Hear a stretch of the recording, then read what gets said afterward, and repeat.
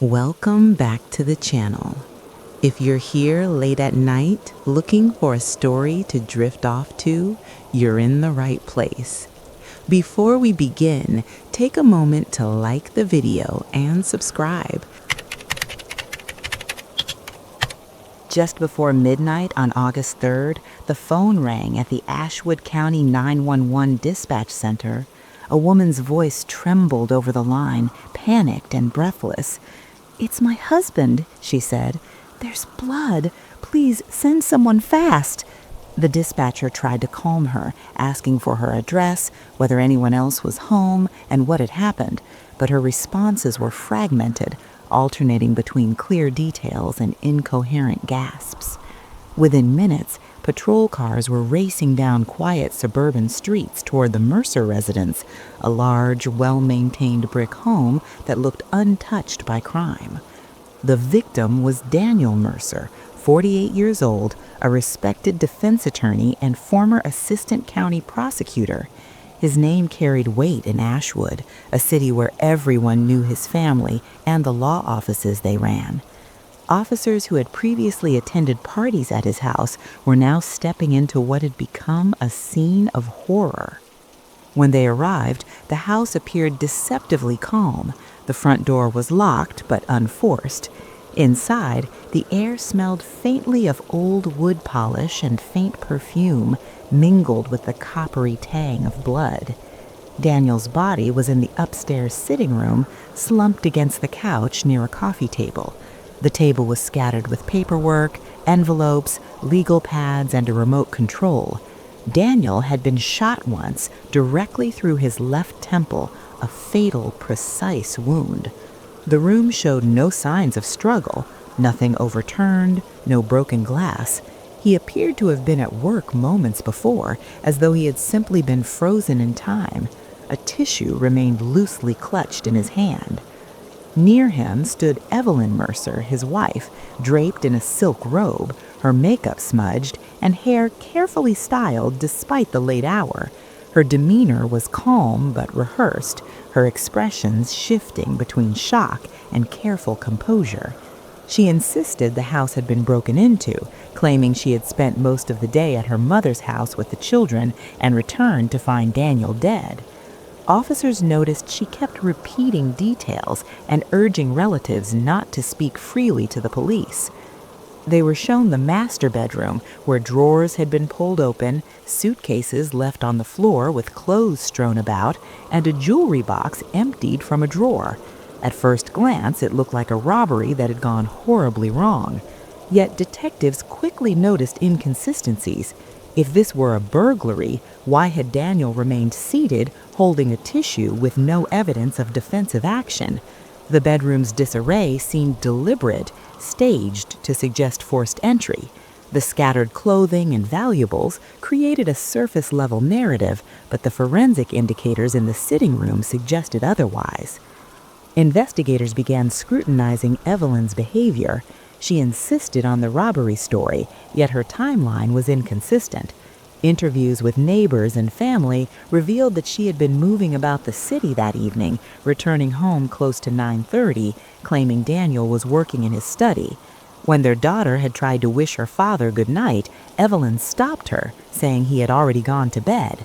Shortly after, she entered the room, discovered Daniel's body, and called the police. Her story raised suspicion. Detectives expanded their inquiry into Daniel's personal life and marriage. Friends disclosed that he frequently complained about Evelyn's extravagant habits. He had confided that she seemed more interested in luxury, attention, and social influence than in him.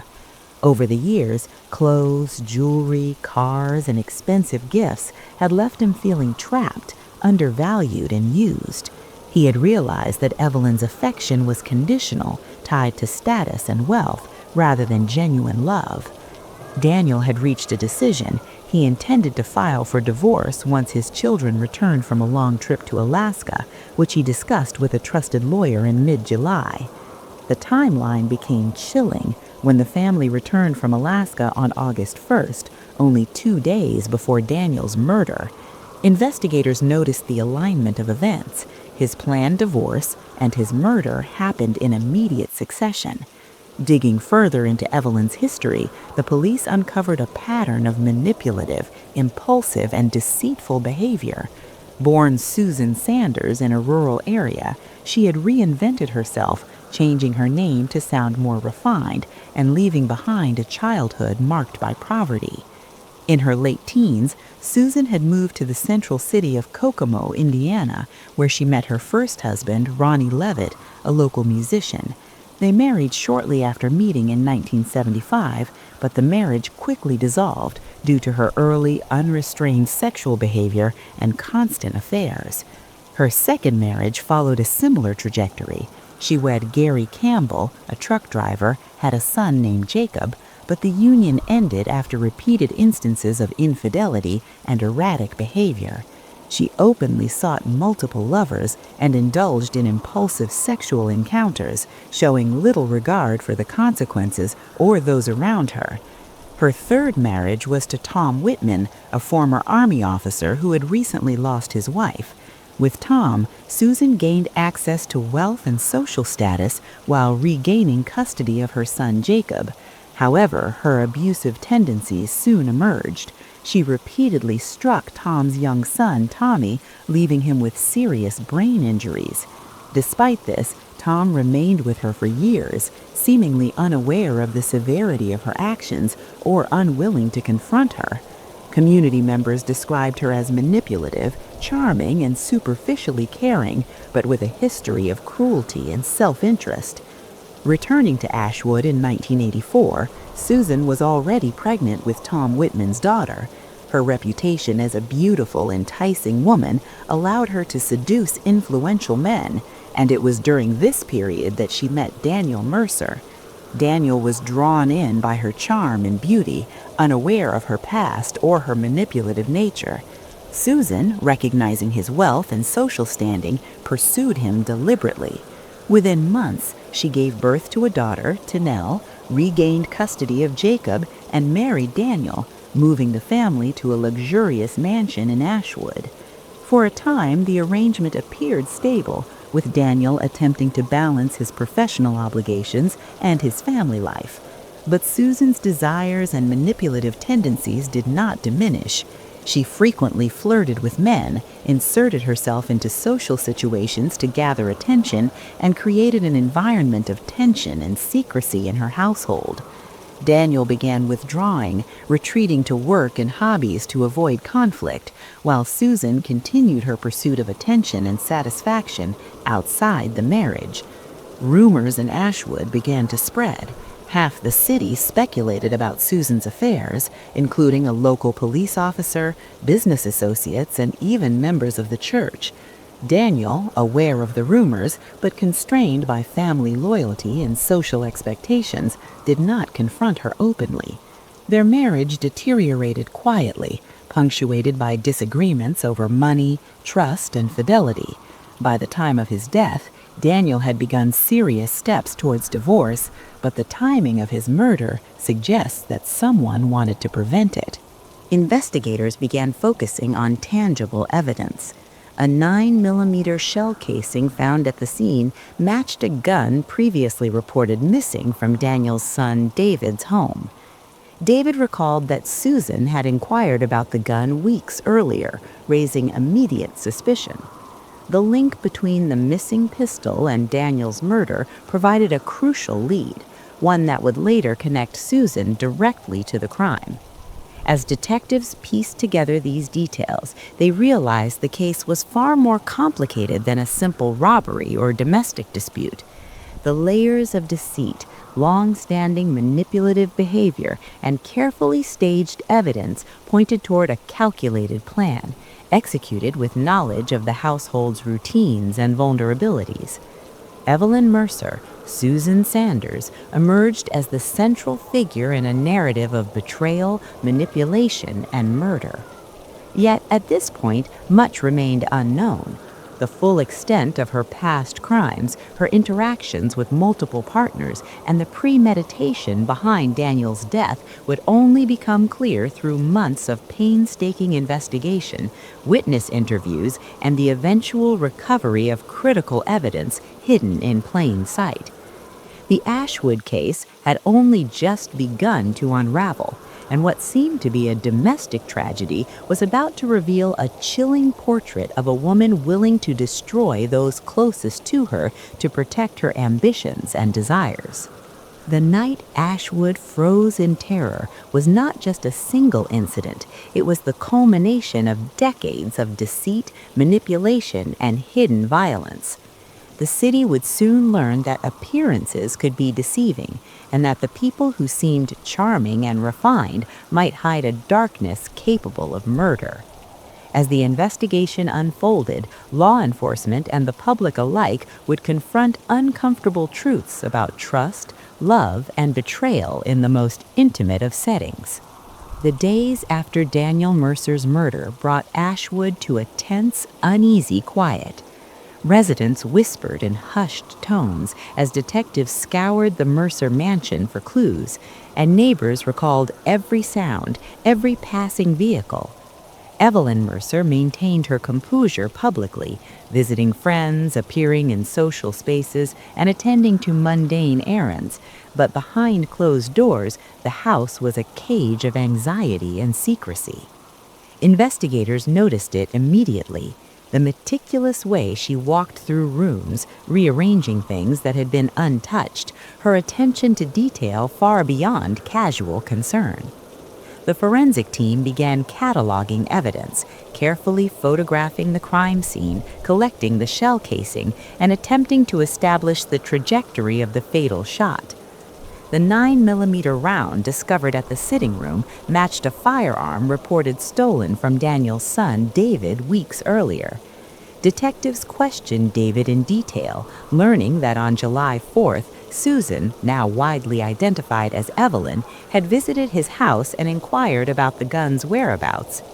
David recalled that after she left, the pistol was missing.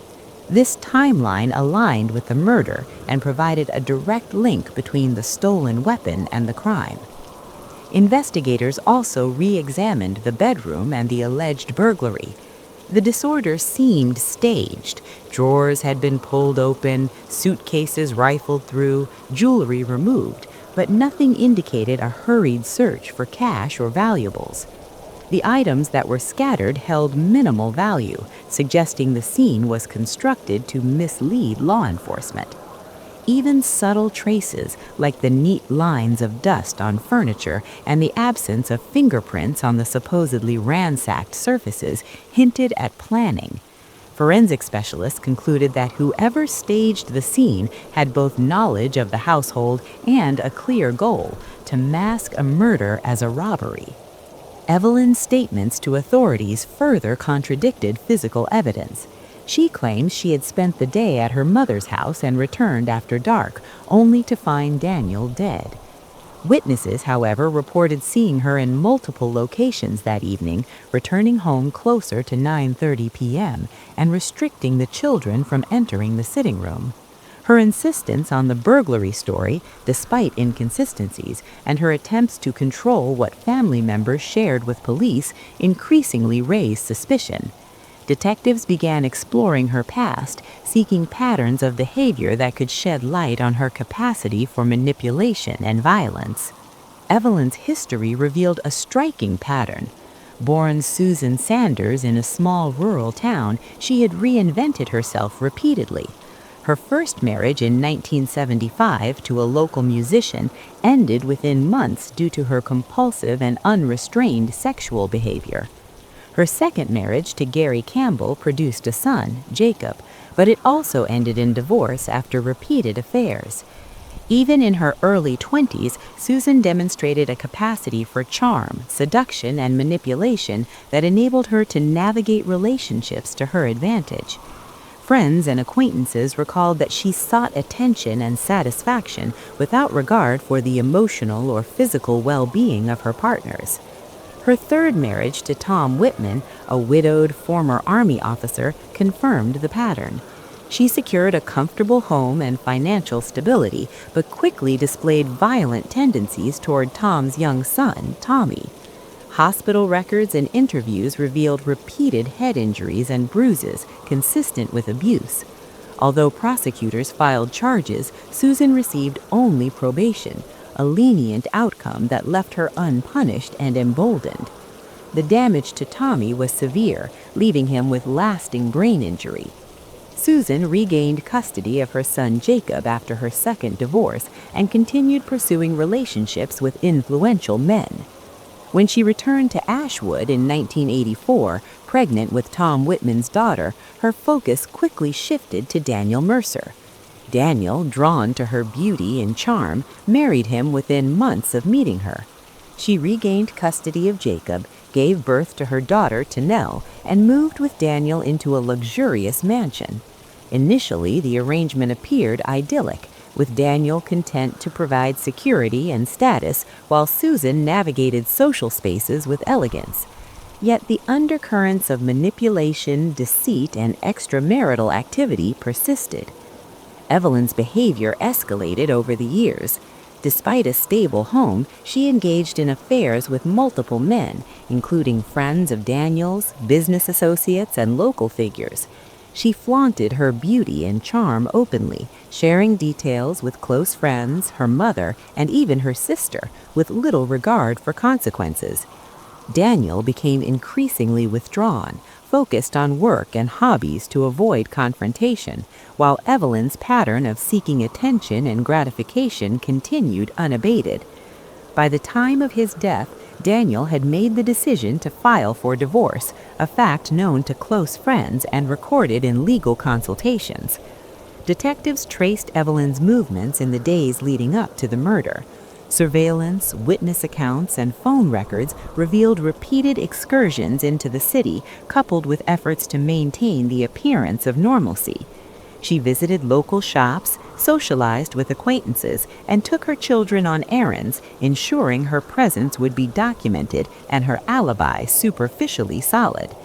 Behind this veil, investigators began piecing together a timeline that placed her in direct proximity to the events leading to Daniel's death. One pivotal breakthrough came from the stolen firearm. The 9mm pistol taken from David Mercer's home had been fired previously at a wooden target. Forensic ballistics matched a bullet retrieved from Daniel's head to this same weapon. The implications were clear. The firearm used in the murder was linked to a family member's home and had been moved deliberately. Detectives theorized that Evelyn had orchestrated the theft to provide both access to the weapon and a plausible deniability framework. Investigators also revisited the staged burglary. The superficial chaos in the bedroom, when analyzed alongside the orderly sitting room, indicated forethought. Evelyn had created a false narrative intended to mislead officers and mask her culpability. The evidence suggested she had a detailed understanding of police procedures, likely informed by her social position, personal relationships, and exposure to the legal system through Daniel's career.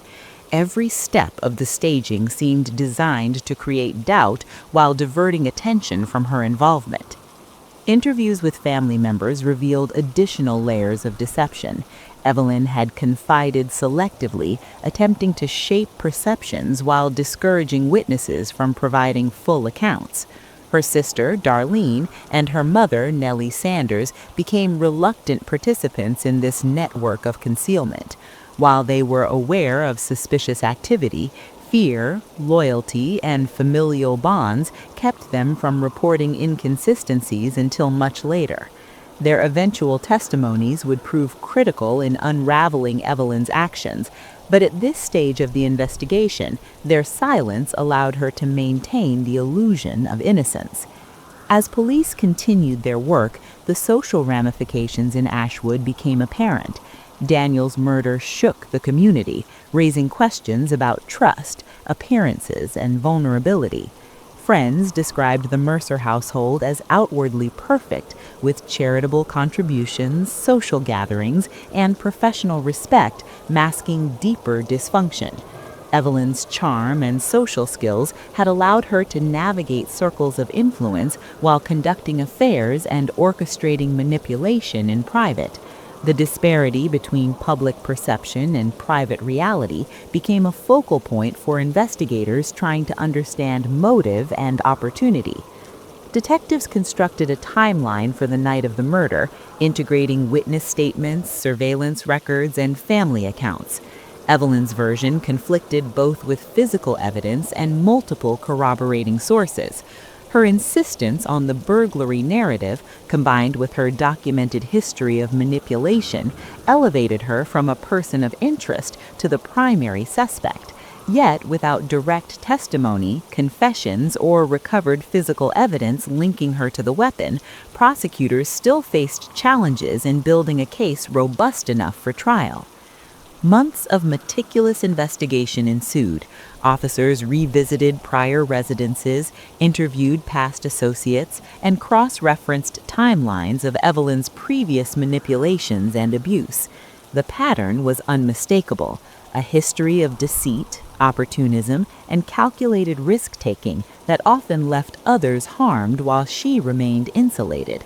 Forensic teams analyzed fingerprints, hair samples, and other trace evidence from the Mercer home, finding subtle indicators that aligned with this pattern. Every detail seemed to corroborate the theory that Evelyn had acted with intent, yet prosecutorial prudence required absolute certainty before moving forward. The investigation ultimately focused on establishing motive, opportunity, and premeditation. Evelyn's marital dissatisfaction, combined with her habitual pursuit of wealth, attention, and control, formed a compelling motive. Opportunity was documented through her movements on the day of the murder, her access to the home, and her prior knowledge of the household routines. Premeditation became increasingly evident through staged evidence, theft of the firearm, and attempts to manipulate witnesses and family members. The case that had begun as a simple emergency call now expanded into a complex web of history, behavior, and forensic analysis. At this stage, detectives had laid the groundwork for what would become one of Ashwood's most notorious trials. They had established a clear pattern: a woman with a history of deception and manipulation, a family tragedy carefully orchestrated to conceal intent, and physical evidence directly linking the crime to her. The community waited, whispers spreading through neighborhoods, offices, and social gatherings, as everyone speculated on the woman who could so easily project charm while hiding such darkness. The stage was set. Evelyn Mercer had transitioned from grieving widow to the primary suspect in the calculated murder of her husband, and the investigation had only begun to reveal the full extent of her actions. The next steps would involve confronting family members with inconsistencies, uncovering hidden evidence, and ultimately reconstructing the precise sequence of events that led to Daniel Mercer's death. The story of Ashwood, its respected families, and the woman who had seduced and manipulated her way into influence was far from over. The city would soon see the depth of betrayal, the lengths to which deception could extend, and the chilling consequences of unchecked ambition and desire. Months passed, and the investigation into Daniel Mercer's murder reached a turning point. Detectives had assembled a wealth of circumstantial evidence: witness statements, surveillance records, the timeline of Evelyn's movements, and forensic links between the stolen 9mm pistol and the fatal shot. Yet, despite the mounting proof, the one piece that could seal the case remained elusive: the murder weapon itself. It wasn't until early November that a breakthrough arrived. Darlene, Evelyn's sister, had wrestled with her conscience for weeks. She had witnessed her sister's manipulations and feared the weight of what she knew would continue to haunt her if she remained silent. Darlene finally approached Detective Robert Brinson, the lead investigator on the case, and disclosed a long-held secret. Evelyn had admitted to killing Daniel and had hidden the murder weapon in a seemingly inconspicuous location. Darlene explained that Evelyn had confessed to her sister and mother, Nell Sanders, claiming that she had acted alone, using a 9mm pistol she had stolen weeks earlier. The plan, as Evelyn described it, was meant to keep the weapon hidden until the investigation cooled, but the sisters had taken it upon themselves to protect her.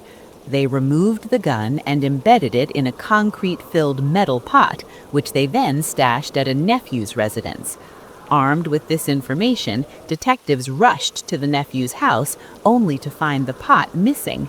The trail seemed to vanish, leaving authorities frustrated and uncertain. Nevertheless, Evelyn was arrested on November 4th based on the weight of accumulated evidence. Though the weapon remained out of reach, the forensic analysis linking the stolen firearm to the murder and the detailed accounts from multiple witnesses were enough to hold her in custody. As prosecutors prepared for trial, the case drew intense media attention. The community of Ashwood, already shaken by the circumstances of Daniel's death and Evelyn's troubling history, followed each development closely. The narrative of charm, seduction, manipulation, and murder captivated both the press and the public.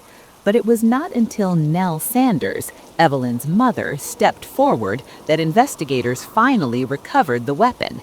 Consumed by guilt and fear of being implicated, Nell revealed that she had stored the concrete-filled pot in her attic. Authorities retrieved it precisely as described, and forensic tests confirmed that the 9mm pistol matched the bullet that had killed Daniel. With the murder weapon in hand, the prosecution built a compelling case. Evelyn's trial began in late September, drawing attention from every corner of Ashwood. The courtroom became a stage where decades of deception and manipulation were revealed. Evelyn's past, her previous marriages, history of infidelity, and instances of child abuse emerged in testimony, painting a portrait of a woman driven by ambition, desire, and self-interest. One of the most explosive revelations came from the witness stand when Darlene testified about Evelyn's confession. She recounted in detail how her sister had admitted to planning Daniel's murder, hiding the firearm, and attempting to stage a burglary. The courtroom reacted with shock. Evelyn's demeanor shifted between composure and distress, her carefully constructed image unraveling under the scrutiny of her own family's testimony. Evelyn's defense attempted to cast doubt on the reliability of the witnesses, emphasizing inconsistencies in recollections and suggesting that family tensions had influenced their statements. Her attorney argued that Evelyn's relationship with Daniel's son David should not factor into the proceedings, despite the prosecution hinting at a history of manipulation and control that affected family dynamics. Evelyn herself took the stand, attempting to portray herself as a grieving widow who had discovered her husband's body and hidden the weapon out of fear and confusion. The courtroom atmosphere was tense, and the testimonies of Daniel's children, David and his sister Julia, added emotional weight. David, once falsely implicated in his father's murder by Evelyn's manipulations, provided a detailed account of his interactions with her, emphasizing the inconsistencies in her story and highlighting the pattern of deceit that had characterized her behavior for years.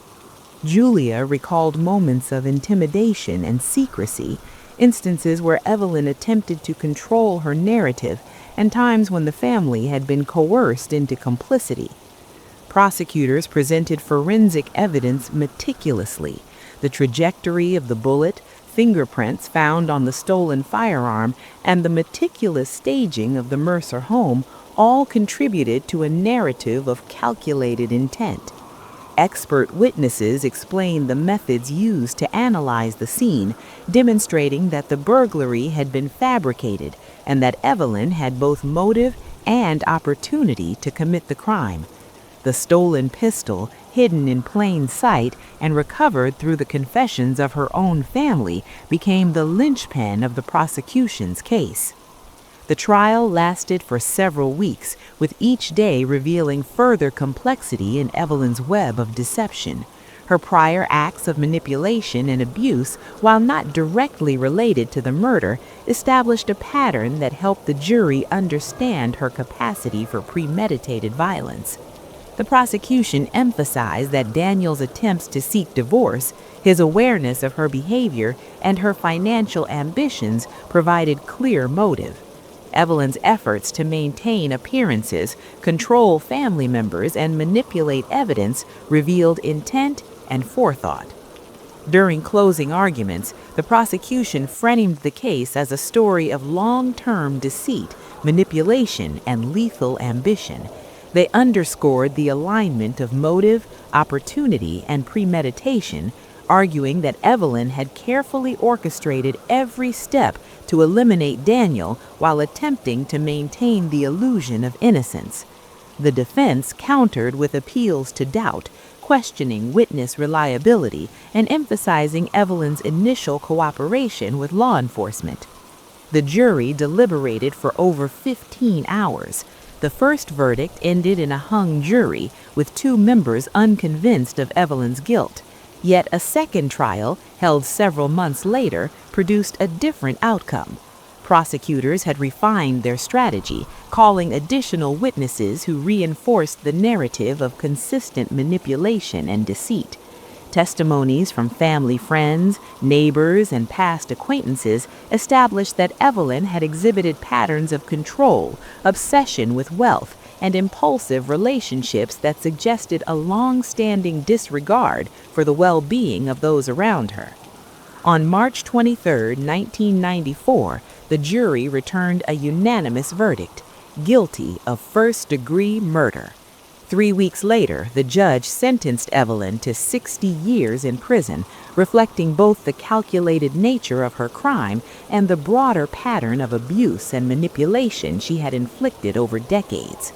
The sentence also served as a symbolic statement to the community of Ashwood. Charm, manipulation, and outward appearances could not protect one from justice. In the aftermath, Daniel Mercer's children were placed under the care of relatives.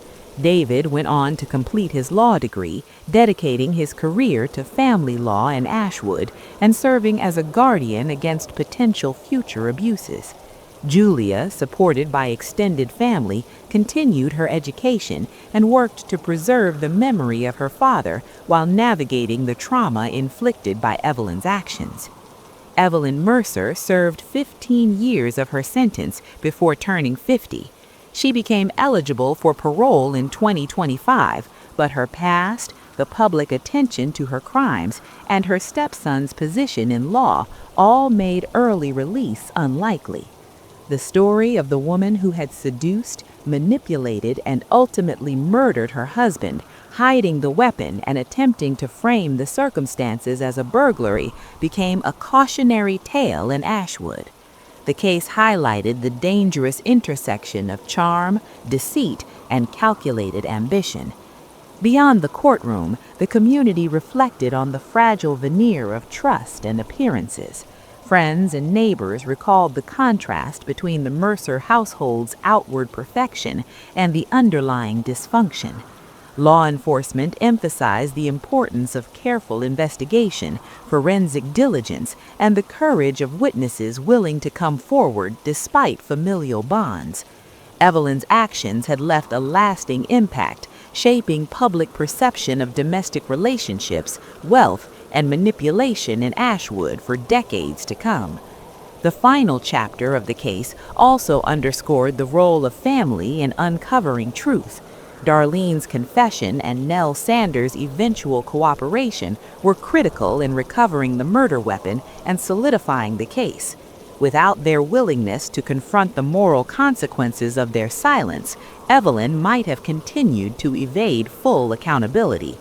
The story became one of justice achieved not only through law enforcement and prosecution, but also through the courage of those who refused to be complicit in concealment.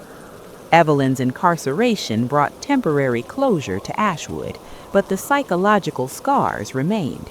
Residents continued to recall the shocking details of the murder, the manipulation, and the extent to which someone could orchestrate a crime while hiding behind charm and social grace.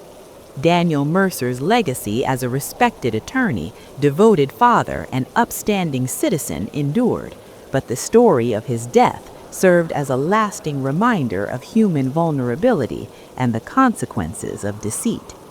Even years later, the case remained a point of reflection for Ashwood County.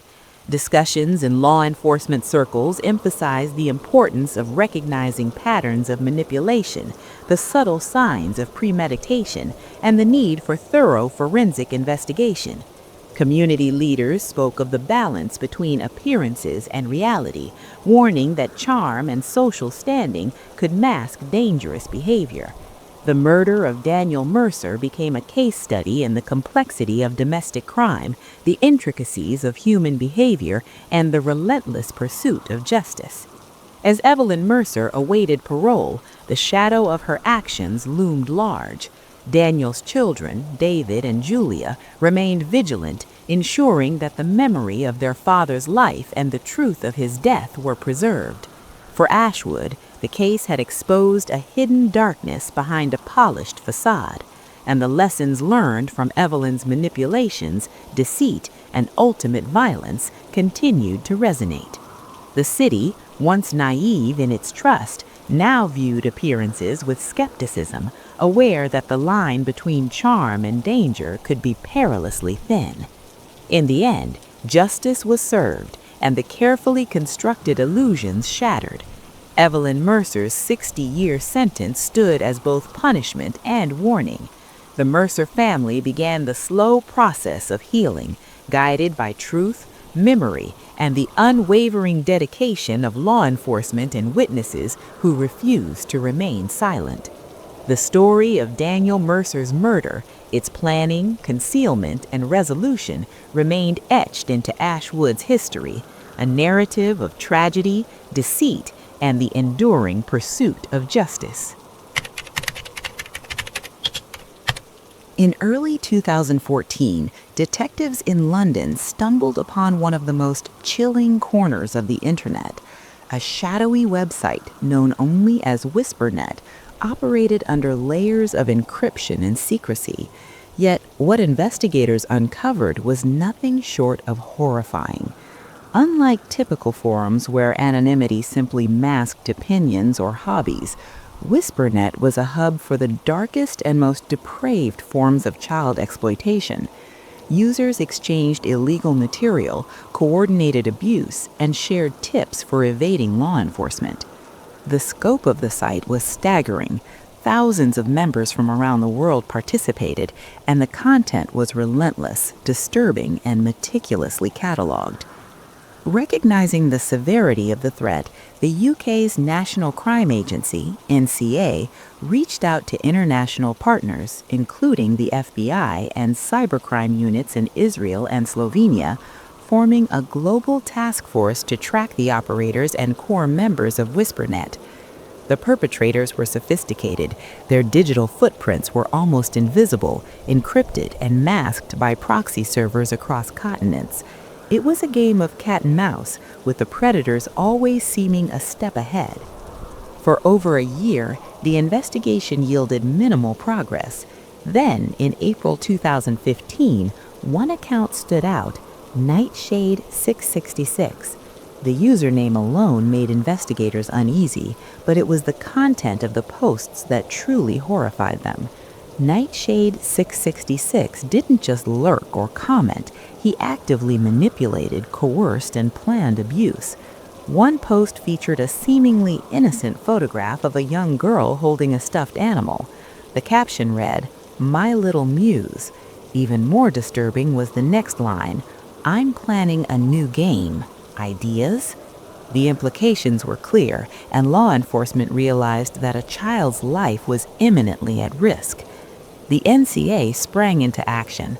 The first challenge was to identify the girl in the photo and the origin of the image. By cross-referencing email addresses, social media posts, and online advertisements, investigators discovered a small but critical lead. A user with the same photo had posted on a local marketplace site, Britmart, seeking a collectible doll. The account belonged to the girl's mother, unaware that her seemingly innocent interaction had put her daughter in danger. The mother recalled that shortly after posting, she received a message from someone claiming to be an artist named Claire. The woman offered a free custom doll, but there was a peculiar condition. The mother had to send a photo of her daughter holding a sign that read, "I love WhisperNet." Trusting the offer, she complied, unaware that she had unwittingly confirmed her daughter's identity to one of the most dangerous predators on the internet. Over the next few days, Claire requested additional photos. Concerned, the mother reported the interaction to Britmart's support team. By August 2015, the International Task Force intensified their investigation. Authorities knew they were dealing with a predator who possessed both intelligence and technical skill. Every lead was meticulously examined. While Nightshade 666's online presence was encrypted, subtle mistakes, IP address inconsistencies, reused passwords, and the timing of certain posts began to narrow the search. It took nearly 2 years, but in March 2017, a breakthrough came. A suspicious name linked to an apartment in Birmingham, England, Ethan Calder. On June 21, 2017, the police raided Calder's home. At first glance, it seemed like an ordinary flat on Briarwood Road, but inside, detectives found 2 computers in the bedroom. When they began decrypting the devices, the extent of Calder's crimes became horrifyingly clear. Over 14,000 explicit images, 1,200 videos, and detailed logs documenting years of blackmail, coercion, and abuse. Calder wasn't just a user, he was a leader within WhisperNet, orchestrating complex manipulations and exerting psychological control over dozens of victims worldwide. The investigators were stunned by another revelation. Ethan Calder was not a fringe figure or a marginalized criminal. He was highly educated, a brilliant mind in the field of behavioral science. He had earned his doctorate and served as a lecturer at a prestigious British university, teaching courses in cognitive psychology. His reputation among students and colleagues was spotless, intelligent, charming, and approachable. Social media showed a completely benign persona, never hinting at the darkness beneath. Calder's upbringing was equally privileged. Born on October 14, 1938 in Manchester, England, he grew up in a well-to-do household. His father, Robert Calder, managed a multinational pharmaceutical company, while his mother, Elaine, was a respected physician. From an early age, Ethan excelled academically, attending private schools where he consistently topped his class. He was celebrated as a prodigy, destined for greatness. His early brilliance masked a developing obsession with control, dominance, and manipulation. At university, Calder's double life began to take shape. Outwardly, he thrived socially and academically. Professors described him as engaging, witty, and insightful. To his peers, he was a harmless, charming genius who excelled at puzzles, table tennis, and 3D modeling. Yet, beneath this facade, Calder's compulsions grew darker. He secretly installed hidden cameras in shared apartments, capturing private moments of female roommates. He observed, cataloged, and manipulated, deriving a dangerous sense of power from his ability to control and surveil others without detection. By his early 20s, Calder expanded his operations online.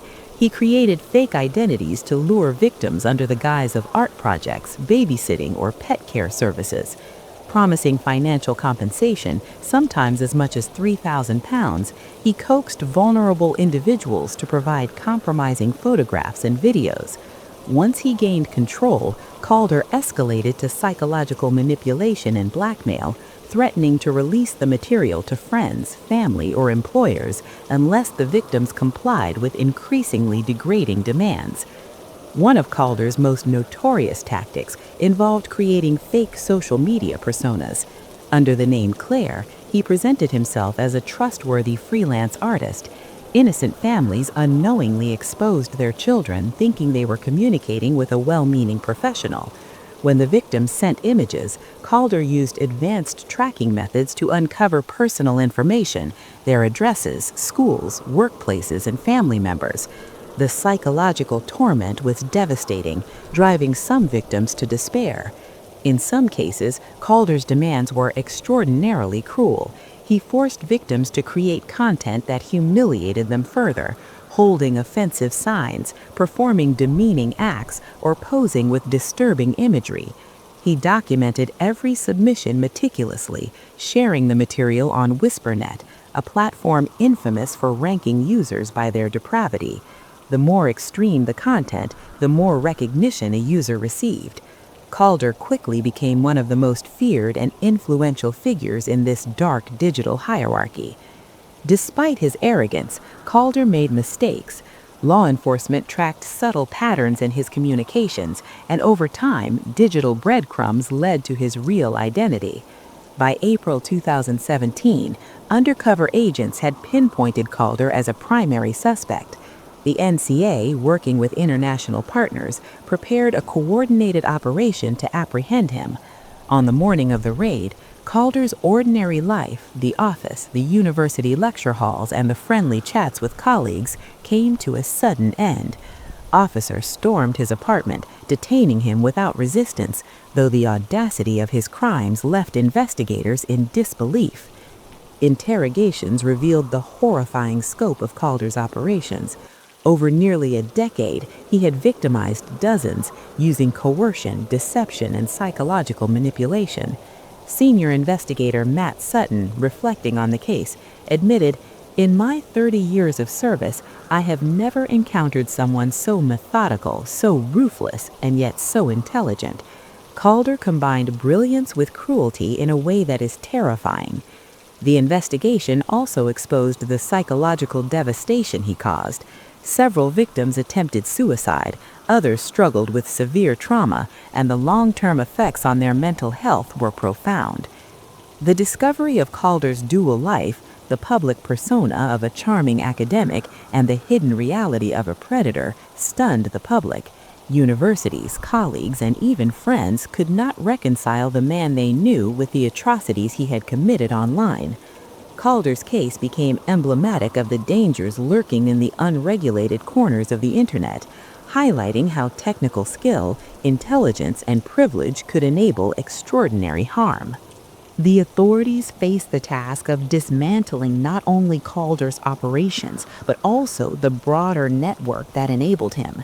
The scope of WhisperNet required global cooperation, international law enforcement coordination, and new strategies for cyber surveillance.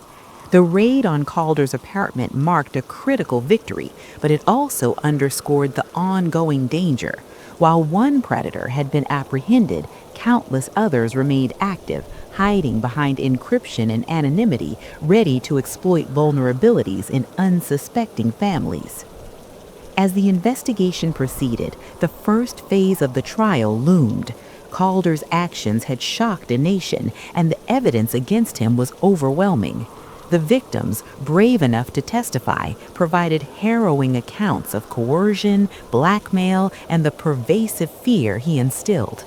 In the courtroom, the details were almost unbearable. Documented proof of years of abuse, thousands of images, and the psychological impact on young lives. Yet it was necessary, a crucial step in ensuring justice and preventing further crimes. Calder in custody, the evidence meticulously cataloged, and law enforcement preparing for trial. The case would later reveal the full extent of his manipulations, the dark psychology behind his crimes, and the devastating impact on victims who had been coerced and tormented for years. The battle against online exploitation, it became clear, was only beginning. After Ethan Calder's arrest, the International Task Force faced the daunting challenge of untangling the massive web he had woven over nearly a decade. The initial seizure of his devices had only scratched the surface. The sheer volume of material, 14,000 images, over 1,200 videos, and detailed logs of communications represented countless victims scattered across multiple countries. Each digital artifact held clues, but also new layers of horror. Investigators realized that understanding Calder's methods was crucial not only for prosecution, but also for preventing future crimes. His intelligence, technical skill, and psychological insight had allowed him to remain undetected for years. He had mastered the art of deception, presenting himself differently to every target, manipulating victims and their families with patience, cunning, and precision. Some victims had no idea they were being drawn into his trap until the psychological chains tightened too firmly to escape. Through careful analysis, the team began reconstructing Calder's operations. The first discovery was his meticulous creation of false identities. Names like Claire, Sophie Lane, and In the Garden were not random. Each had a distinct persona, history, and social media footprint. These profiles allowed him to approach potential victims under the guise of art commissions, babysitting jobs, and tutoring services. By blending professionalism with personal charm, Calder lowered suspicions and gained the trust of parents and children alike. His psychological manipulation was equally sophisticated. Calder's approach relied on a slow, deliberate buildup of trust, followed by coercion. He frequently used flattery, empathy, and shared interests to connect with his targets. Once he had secured their cooperation, he escalated his demands incrementally, always under the pretense of something benign or educational. A request for an innocuous photo could later transform into an explicit image or a humiliating video, often accompanied by threats to expose them to family or friends. One of the most chilling aspects of the investigation was Calder's ability to target vulnerabilities. He studied his victims' social media activity, habits, and personal relationships. By gathering this information, he could tailor his approach to each individual, exploiting insecurities, fears, and emotional weaknesses. For example, a teenage girl who expressed self-doubt online might receive messages framing Calder as a mentor or supportive friend. Once the victim became emotionally invested, his control intensified. The international scope of Calder's network added another layer of complexity. Victims were located in multiple countries, often communicating through encrypted messaging apps or private forums. Coordinating with law enforcement across borders required careful planning, legal navigation, and technical expertise. Investigators in the UK worked with counterparts in the US, Canada, Germany, and Australia to identify victims, collect evidence, and ensure their protection. Each case demanded sensitivity. Investigators had to balance the urgency of preventing harm with the need to maintain the integrity of the evidence. Forensic analysis revealed that Calder's digital footprint was both sophisticated and pervasive. He had installed spyware on personal devices, tracked IP addresses, and masked his identity with virtual private networks. Despite these precautions, subtle mistakes provided critical leads. Small inconsistencies in timestamps, minor overlaps in online accounts, and inadvertent logins from personal devices allowed the task force to map portions of his network. Slowly, investigators began connecting the dots, revealing the scale and coordination of Calder's operations. One particularly disturbing discovery involved Calder's use of challenge videos. These were interactive, coercive exercises where victims were instructed to perform increasingly degrading or dangerous acts on camera. The videos were then shared on underground forums where other predators judged and ranked the content. The competitive nature of these communities incentivized Calder to escalate his demands, creating a feedback loop of cruelty and manipulation. Victims reported that even compliance offered no relief. Every act was used to extract further control. Despite the horror, the investigation also highlighted the bravery of the victims.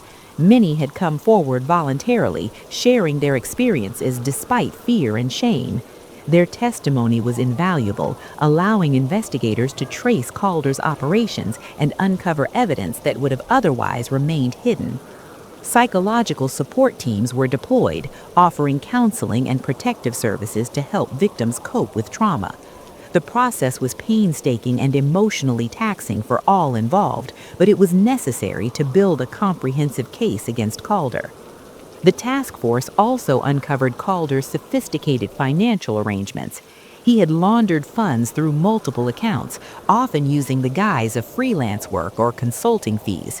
This allowed him to maintain the appearance of a normal professional life while funding his illegal activities.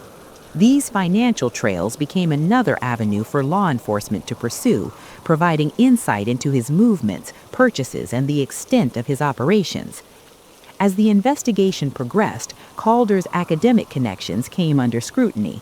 While he had cultivated a reputation as a brilliant and likable lecturer, colleagues were shocked to learn of his crimes. Universities quickly moved to distance themselves from him, revoking privileges and severing ties. Calder's ability to maintain such a facade for years raised important questions about institutional oversight and the potential for predators to exploit positions of trust. The legal preparations were equally complex. Prosecutors had to consolidate evidence from multiple jurisdictions, ensuring digital files, witness statements, and expert analyses met strict evidentiary standards. Cybercrime units developed detailed timelines of Calder's activities, connecting individual acts of abuse to the broader patterns of exploitation. Expert witnesses, including psychologists and digital forensic specialists, were prepared to testify on the methods Calder used to manipulate victims and evade detection. Public awareness of the case grew as details emerged. Media coverage highlighted the duality of Calder's life, a respected academic and a predator orchestrating abuse online. This paradox shocked the public and sparked broader discussions about online safety, the dark web, and the vulnerabilities of children in digital spaces. Advocacy groups emphasized the importance of parental vigilance, secure online practices, and early intervention when suspicious interactions occurred. Meanwhile, the task force continued its technical investigation. Digital forensics experts painstakingly decrypted files, recovered deleted communications, and mapped the network of accounts Calder had used. Each discovery revealed the meticulous planning behind his operations. He had created redundant systems, encrypted backups, and false leads to misdirect investigators. Despite his preparation, the collaborative efforts of international law enforcement steadily unraveled the network, leaving Calder increasingly isolated. The psychological profile developed by investigators painted a chilling picture. Calder derived satisfaction not only from the control he exercised, but also from the psychological torment of his victims. He meticulously recorded every interaction, using it to reinforce dominance and manipulate emotions. His intelligence enabled him to anticipate reactions, exploit weaknesses, and maintain his authority over both victims and online communities. The profile was used to inform investigative strategies, including approaches to interrogation and victim support. As the case moved toward trial, investigators prepared for the challenges of presenting such disturbing evidence in court. Prosecutors needed to convey the severity of Calder's crimes without re-traumatizing victims. They also had to demonstrate the sophisticated technical methods he employed, ensuring that the jury understood the deliberate and calculated nature of his actions. Preparations included detailed visual timelines, expert testimony, and a clear narrative of coercion, blackmail, and exploitation. By the time the trial commenced, the global scope of Calder's crimes was fully documented. Evidence included thousands of images and videos, detailed logs of online communications, and witness statements from multiple countries. Each piece painted a portrait of a man whose intelligence had been twisted into cruelty, whose charm had masked predation, and whose meticulous planning had allowed him to evade justice for years. Despite the overwhelming evidence, Calder maintained a calm, even smug demeanor. In court, he appeared collected, presenting the image of a rational, composed academic. Yet beneath this exterior, the enormity of his actions was undeniable. Victims provided testimony that described emotional manipulation, coercion, and prolonged psychological abuse, conveying the profound impact of Calder's actions. By the conclusion of Part 2, the enormity of the case had become clear. Investigators had dismantled much of Calder's network, identified dozens of victims, and amassed a staggering body of evidence. Yet the broader battle against online exploitation remained ongoing. Calder's arrest was a victory, but it also underscored the vulnerabilities inherent in digital spaces and the continuing presence of other predators who operated in secrecy. The story of Ethan Calder revealed not only the horrors of one individual's actions, but also the systemic risks posed by unregulated online platforms, the challenges of international cybercrime investigations, and the enduring impact on victims. The world had glimpsed the depths of human depravity, but it had also witnessed the dedication, skill, and collaboration of law enforcement professionals committed to bringing predators to justice. Calder's trial, sentencing, and the aftermath for both his victims and the institutions that had once trusted him. The conclusion would explore how justice was ultimately served and the broader implications for online safety, law enforcement, and public awareness. By early 2018, the stage was set for Ethan Calder's trial, and the anticipation was palpable. The international investigation had exposed decades of careful manipulation, psychological abuse, and criminal ingenuity. Courtrooms in Birmingham were flooded with journalists, family members, and legal experts, all eager to witness the proceedings against the man who had terrorized victims across continents. The magnitude of the case was unlike anything the city had experienced in recent history. Calder entered the courtroom under heavy security, maintaining a calm, almost indifferent demeanor. To the casual observer, he appeared composed, a respected academic accused of online crimes. Yet behind the veneer of control, the weight of his actions hung in the air. Prosecutors meticulously laid out the timeline of his offenses, starting with his early manipulation of victims under the guise of freelance jobs and tutoring services, through to the creation of his elaborate network on encrypted forums. The evidence was staggering. Digital forensics teams presented thousands of recovered images, hundreds of videos, and detailed logs documenting Calder's methods of coercion and blackmail. Each exhibit demonstrated not just the scale of his crimes, but the deliberate and systematic approach he had used to trap victims. Technical experts explained the sophisticated encryption he employed, how he created multiple false identities, and how he maintained plausible deniability while controlling dozens of individuals simultaneously. Psychologists called to testify described the psychological impact of Calder's actions on his victims. They explained the patterns of coercion, fear, and shame that Calder had used to manipulate them, as well as the long-term consequences. Many of the victims suffered from anxiety, depression, and post-traumatic stress. Some had even attempted to take their own lives, believing there was no escape from Calder's reach. These testimonies painted a harrowing picture of the human cost behind the digital evidence. The prosecution highlighted Calder's deliberate targeting of vulnerabilities. He exploited loneliness, insecurity, and naivete, tailoring his approach to each victim. Some were teenagers seeking creative opportunities, others were parents simply looking for a safe arrangement for their children. Calder's intelligence allowed him to gain trust quickly, and his charm masked the predator lurking beneath. He had weaponized empathy itself, turning kindness into a tool for manipulation. Perhaps the most shocking revelations came from former victims who described Calder's challenge videos. These coerced individuals into performing degrading acts on camera, which he then distributed on hidden forums for feedback and validation from other predators. Calder had created an ecosystem of abuse where cruelty was rewarded and shame was a currency. Witnesses testified to the relentless psychological pressure, where compliance never brought relief, only new demands. Calder's defense team attempted to cast doubt on the evidence. They argued that digital files could have been manipulated or obtained unlawfully.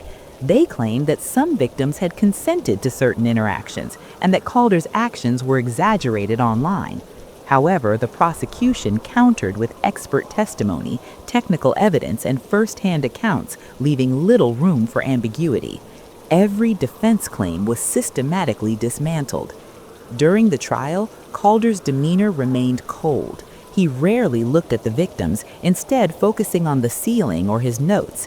On cross-examination, he occasionally smirked or made dismissive gestures when confronted with his crimes, but the jury was unmoved. Each day of the trial revealed more of his calculated cruelty, and the overwhelming weight of evidence left a clear impression. Calder had acted with deliberation, planning, and malicious intent. The trial also shined a light on institutional accountability. Universities where Calder had lectured publicly condemned his behavior, emphasizing that his behavior had been hidden from colleagues and students. Social media platforms that had unwittingly facilitated his contact with victims pledged to enhance safety measures and reporting mechanisms. These discussions highlighted the broader responsibility of institutions in preventing exploitation and how easily predators could hide behind the guise of legitimacy. One of the most tense moments in court came when a victim recounted the first time Calder contacted her under a false identity. She described how he had slowly won her trust, offering guidance and friendship before escalating his demands. The courtroom was silent as she detailed how she had feared for her safety and privacy, and how Calder's threats had left her terrified to tell anyone. The emotional weight of these testimonies gave the jury a stark understanding of the human suffering behind the data. Over the following weeks, additional victims came forward, some for the first time. They recounted similar patterns: the grooming, the blackmail, the psychological torment, and the exploitation. Investigators had spent years piecing together these stories, and in court, the connections became undeniable. Calder's web of abuse was revealed in its full scope, and the narrative left no doubt about the deliberate and systemic nature of his crimes. The defense attempted to argue that Calder's intellect and social standing were mitigating factors, suggesting that he had been capable of contributing to society in meaningful ways. But the prosecution dismantled these claims, emphasizing that intelligence without empathy can be dangerous, and that Calder had used his gifts for manipulation, control, and destruction, rather than the advancement of knowledge or society. After weeks of exhaustive evidence presentation, the trial entered its final phase. The judge addressed the jury, emphasizing the seriousness of the case and the responsibility of delivering justice. The weight of Calder's actions, the international scope of his crimes, and the profound psychological impact on victims were all central considerations. The jury deliberated for hours, fully aware of the stakes and the public attention surrounding the trial. Finally, on February 17, 2018, the verdict was announced. The courtroom was tense as the foreperson stood to deliver the decision. Calder was found guilty on multiple counts, including child exploitation, blackmail, coercion, and distribution of illegal material. The conviction represented a culmination of years of investigative work, victim courage, and meticulous legal preparation. Calder's reputation as a respected academic was destroyed, replaced by the stark reality of his crimes. Sentencing followed shortly after. The judge described Calder as a predator who had weaponized intelligence and charm to commit horrific crimes over nearly a decade. Emphasizing the lifelong trauma inflicted on victims, the judge sentenced Calder to 32 years in prison, with an additional 6 years on extended license. In delivering the sentence, the judge remarked that while no one had died in the traditional sense, Calder had killed peace, trust, and the innocence of countless lives. The aftermath of the trial extended far beyond the courtroom. Victims began long journeys of recovery, accessing counseling and support networks to rebuild their lives. Families who had been manipulated or threatened sought therapy and guidance on how to restore trust and security. Advocacy organizations used the case to campaign for stricter online regulations, improved reporting mechanisms, and greater awareness of digital exploitation. The public reaction was immediate and intense. Many expressed outrage that someone with Calder's intelligence and academic standing had used his position to facilitate abuse. Others debated the responsibilities of online platforms and educational institutions, questioning whether enough had been done to prevent such crimes. Discussions about cybersecurity, privacy, and child protection dominated headlines and social media forums for months. Although Calder's conviction was a major victory, law enforcement warned that it was only one battle in a larger war. The dark web remained a dangerous space, populated by predators who used encryption, anonymity, and manipulation to exploit others. Authorities emphasized the importance of ongoing vigilance, reporting, and international cooperation to prevent future tragedies. The case became a reference point in training programs for cybercrime investigators worldwide, highlighting both the ingenuity of criminals and the necessity of persistence, collaboration, and technology in combating exploitation. Calder himself remained unrepentant, reportedly continuing to maintain a sense of superiority from within prison walls. His public statements reflected neither remorse nor acknowledgement of the harm he had caused.